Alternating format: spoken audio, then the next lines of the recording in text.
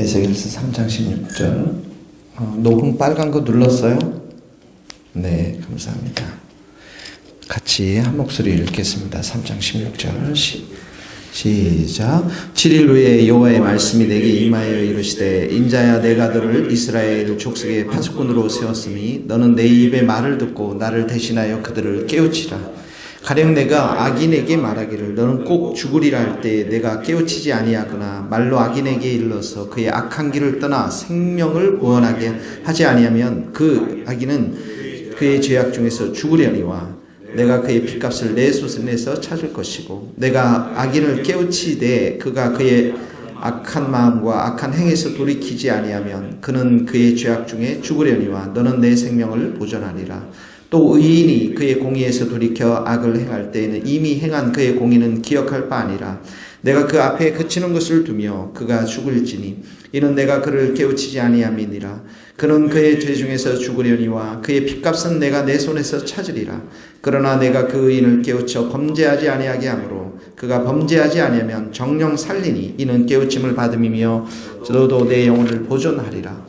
여호와께서 권능으로 거기서 내게 임하시고 또 내게 이르시되 일어나 들로 나아가라. 내가 거기서 너와 말하리라 하시기로 내가 일어나 들로 나아가니 여호와의 영광이 거기에 머물렀는데 내가 전에 그발 가에서 보던 영광과 같은지라. 내가 곧 엎드리니 주의 영이 내게 임하사 나를 일으켜 내 발로 세우시고 내게 말씀하여 이르시되 너는 가서 내 집에 들어가 문을 닫으라.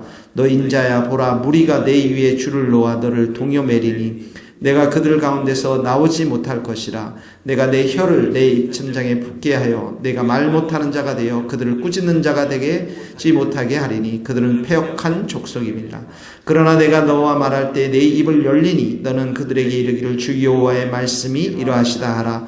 들을 자는 들을 것이요 듣기 싫을 자는 듣지 아니하리니 그들은 반역하는 족속임이니라. 아멘.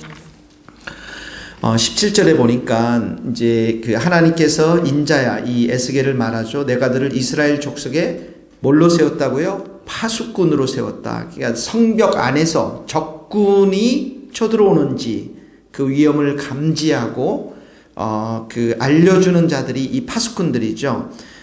위험을 즉시 알리고 재앙이나 환난 이런 것을 경고하는 사람들이 파수꾼의 임무거든요. 그런데 이제 파수꾼으로 세웠는데 17절에 보니까 너는 내 입의 말을 듣고 나를 대신하여 그들을 깨우치라. 깨우치라는 말은 그들에게 경고를 전하라 말입니다. 무슨 경고를 전합니까? 18절에 보세요. 악인에게 말해서 18절에 보니까 악한 길을 떠나 이렇게 말하죠. 악한 길을 떠나. 19절에 보세요. 악인을 깨우치되 악인에게 경고해서 악한 마음과 악한 행위에서 돌이키라. 돌이키지 아니하면 이렇게 죽게 될 것이다. 이렇게 말씀하시는 것이죠. 자, 악인에게 이렇게 악한 마음, 악한 행위에서 돌이키라고 그러죠. 20절, 21절은 누구에게 합니까? 의인에게 말합니다. 의인에게 또 나오죠. 의인에게 21절에 의인을 깨우쳐 의인에게 경고해서 범죄하지 아니하게 함으로. 그러니까 악인들은 19절에 악한 마음과 악한 행위에서 돌이키라는 말을 해야 되고요. 의인들은 누굽니까? 하나님의 자녀로서 백성으로서 순종하는 삶을 사는데 너희들이 21절에 범죄하지 않도록 또 죄악길로 빠지지 않도록 경고하는 역할이 바로 이 파수꾼의 역할이라는 것입니다. 그래서 이 파수꾼이 이것을 이 이스라엘 백성들에게 악한 마음, 악한 행위, 범죄의 길에서 떠나지 않는다고 경고하지 않으면 어떻게 된다고요? 이들이 죽을 것이라는 거예요. 그리고 네가 그런 말을 하지 아니하면 그 책임을 하나님께서 에스겔에게 묻겠다라고 말씀을 하시는 것이죠. 이 말씀 우리에게 어떻게 적용할까요? 하나님 예수님이 우리에게 주신 말씀이 있어요. 너희 온 땅으로 가서 제자를 삼아서 아버지와 아들과 성령의 이름으로 세를 지고 무슨 제자를 삼습니까? 예수님이 구원자 되시고 우리의 왕 되시고 주 되심을 선포하라는 것이죠. 이런 파수꾼의 역할을 주신 분이 하나님이신데 우리를 그런 파수꾼으로 이 시대의 파수꾼으로 복음을 전하는 파수꾼으로 우리를 불러주셨다는 거예요. 그래서 사람들에게 우리가 예수님에게 생명이 있다는 사실들을 증거하지 아니하면 이들이 어떡합니까? 다 죽게 되는 것이죠. 지옥에 갈 수밖에 없는 것이죠.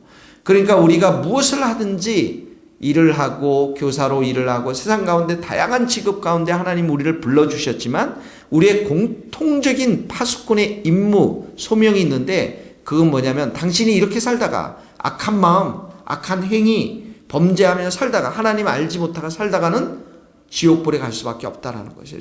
죽을 수밖에 없다라는 거예요. 이 파수꾼의 역할을 감당하는 게 바로 우리 그리스도인의 삶이고 성도들의 삶이고, 이것이 바로 악인들에게 얘기할 뿐만 아니라 우리 성도들에게도 당신 그렇게 살다가 정말 하나님 없이 살다가 그렇게 불순종하며 살다가 하나님의 심판을 받을 수밖에 없다라고 하는 사실들을 알려주는 것, 이것이 바로 우리 파수꾼의 임무라는 것이죠. 이 에스겔을 그 당시 하나님께서 이렇게 불러주셨을 뿐만 아니라 우리도 그렇게 불러주신 줄 믿습니다. 그러므로 우리들 안에 이 성 안에 있는 사람들의 생명이 이 파수꾼 에스겔에게 달려있는 것과 마찬가지로 오늘 이 땅 가운데 살아가고 있는 사람들의 생명이 우리들한테 달려있다라는 것들을 생각하면서 우리 어떻게 합니까? 때를 얻든지 못 얻든지 주의 복음을 전파하는, 선포하는 그 파수꾼의 역할을 감당해야 될 줄로 믿습니다. 우리가 말씀의 집, 찬양의 집, 기도의 집을 하나님께 영광을 돌리면서 성령의 충만한 은혜를 받아서 나오는 거 뭡니까? 영혼을 살리는 일을 해야 한다라는 것이죠. 두 번째 보면은 22절에 보면 이렇게 나와 있습니다. 22절, 여호와께서 권능으로 내게 임했다, 능력으로 임했다라는 것이에요. 그러면서 23절에 주의 여호와의 영광을 보여주죠. 하나님께서 이렇게 이스라엘 에스겔을 불러서 파수꾼을 세울 뿐만 아니라 주의 권능으로, 능력으로 강건케 하시고 주의 영광을 보여주시고, 24절에 보세요. 주의 영이 내게 임했다고, 성령이 내게 임해서 말씀했습니다. 어떻게 말씀해서? 너는 가서 내 집으로 들어가 문을 닫으라. 구체적으로 말하죠. 25절에 보면 이런 일들이 일어날 것이다. 사람들이 너를 동여맬 것인데, 26절에 보면 내가 내 혀를 입천장에 붙게 하여 내가 말 못하게 하겠다. 이제 문을 닫고 구체적인 상황을 설명하면서 입을 열지 않겠다. 왜 그랬습니까?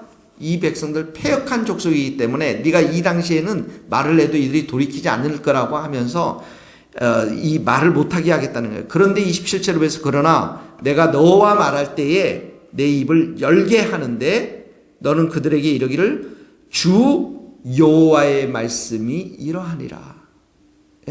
지금 에스겔을 주의 권능으로, 능력으로 붙잡아 주시고 주의 영을 부어주셔서 이런 상황이 벌어질 거라고 얘기하면서 말을 못하게 하고, 그 다음에 또 말을 하게 해서, 입을 열게 해서 뭐를 말씀입니까? 27절입니까?